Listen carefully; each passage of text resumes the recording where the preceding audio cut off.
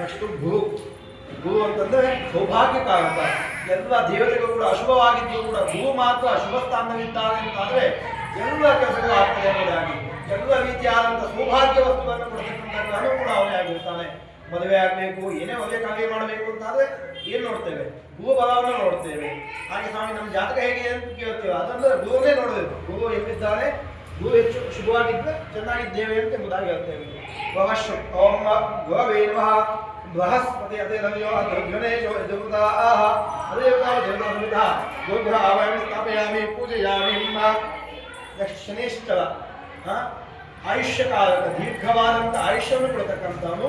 ಹಾಗೆ ಕರ್ಮದಾತ, ನಾವು ಮಾಡಿದಂತಹ ಕರ್ಮಕ್ಕೆ ಫಲವನ್ನು ಕೊಡ್ತಾನೆ. ನಾವು ಹೆದರಿಕಂತ ಶನೇಶ್ವರ ಕಂಡ್ರೆ, ಆದರೆ ಅವನು ಒಳ್ಳೆ ಆಯುಷ್ಯ, ದೀರ್ಘವಾದ ಆಯುಷ್ಯ ಕೊಡ್ತಕ್ಕಂಥ ಗ್ರಹನೇ ಅವನಾಗಿರ್ತಾನೆ.